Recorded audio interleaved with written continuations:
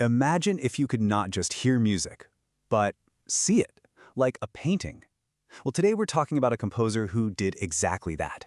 He's the guy who basically threw the rulebook out the window to create a sound that didn't just tell stories, it painted pictures. So let's dive into the incredible world of sound created by Claude Debussy. Sounds like a weird question, right? Can you actually hear a sunset? Or maybe the shimmer of light on water? You know, for most composers over 100 years ago, the answer was a definite no way. But for one French rebel at a piano, the answer was a resounding yes. And that one idea, well, it changed everything.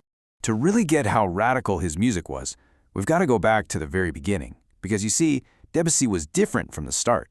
Claude Debussy, born in 1862, was a child prodigy. I mean, he was so talented that he got into the super strict Paris Conservatoire when he was only 10 years old. But there was a problem. Debussy hated the rules. His teachers taught that music was like a recipe, with fixed ingredients and steps you had to follow. But whenever they told him, this chord must resolve this way, he'd just ask, but why? He didn't want to write music from a cookbook. He wanted to invent it. And this right here is the heart of it all. Back then, classical music was a lot like architecture. It had clear blueprints, solid structures, and rules that had been in place for centuries. You composed big dramas, epic hero stories. But Debussy, he had a totally different vision. His question wasn't, what story do I want to tell? It was, what feeling do I want to create? He wanted to paint pictures, just with notes instead of a brush and canvas.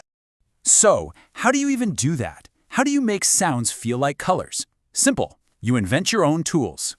Debussy was really inspired by painters like Claude Monet, the Impressionists. See, they weren't trying to paint a landscape with perfect photorealistic detail. They wanted to capture a fleeting moment, the light, the atmosphere, the impression. And that's exactly what Debussy wanted to do with his music. That's why we call his style musical impressionism. It's not about the perfect melody, it's about the tone color. You know, whether a sound is bright and shiny like a trumpet or dark and warm like a cello. Okay, one of his most brilliant tools was the whole tone scale. Now, that sounds technical, but it's actually easy to get. A normal scale is like a staircase, where you know exactly where the top and bottom are. The steps are different sizes, but with the whole tone scale, every single step, every note is the exact same distance apart. And the result? Well, there's no clear path up or down anymore. The music doesn't have an obvious destination, it just kind of floats in space. This is what creates that dreamy, mysterious, and weightless feeling you hear in his music. And for people back then, this sounded absolutely unheard of. It was totally new. And he had even more tricks up his sleeve. He used chords that don't resolve, kind of like a question that's just left hanging in the air. At the Paris World's Fair, he heard Balinese gamelan music and was blown away by the pentatonic scale, which only has 5 notes. So what did he do? He put it in his own music, creating this whole new exotic sound. And he would move entire chords in parallel, a technique that became incredibly important for jazz later on. But most of all, he understood something huge. Silence is just as much a part of music as the loudest note. Okay, so that's the theory. But what does this revolution actually sound like? Let's check out some of his most famous pieces. And there is no way we can start without talking about maybe the most famous piano piece in the entire world, Claire de Lune. This piece is pure atmosphere. It's not a story, it's a state of being. You can almost feel the gentle, cool moonlight on your skin. Debussy uses these incredibly delicate and, most importantly, quiet notes to create this silent, almost magical mood of nighttime. It is the perfect example of his art, translating a feeling directly into sound.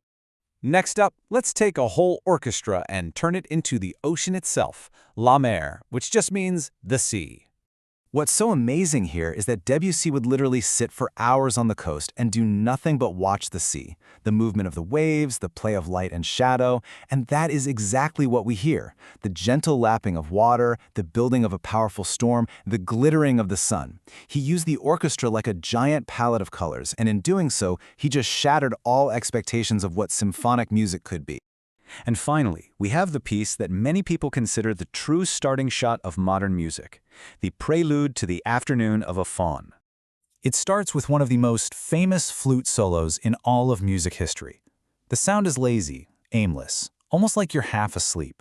The piece is about the dreams of a faun, a mythical creature dozing in a forest on a hot afternoon. Debussy perfectly captures that hazy, shimmering heat. With this single work, he threw the door to 20th century music wide open. So this brings us to the big question. What's left of this musical rebel today? The short answer is pretty much everything. More than 100 years after his death, Debussy's influence might be more present than ever. You just have to know where to listen for it. And this slide says it all, really. Listen closely to your favorite movies. Whenever a scene is magical, dreamy, or set underwater, that's a pure Debussy sound. In jazz, musicians like Duke Ellington and Bill Evans took his harmonies and created a completely new style. He basically gave every composer after him permission to close the rulebook every once in a while. And even in modern electronic music, where it's often more about the texture and atmosphere of a sound than a melody, his spirit is alive and well. In the end, his whole philosophy can be summed up in this one thought. The most important things in music aren't always the notes you play. Sometimes it's the silence in between them, the atmosphere, the unspoken feeling. And with that, the question goes to you. Next time you're listening to music, whether it's in a movie, a video game, or on your playlist, ask yourself, where do I hear a hint of Debussy? Where is someone painting with sound colors instead of just playing a melody? You'll be surprised how often you find him. Thanks for watching.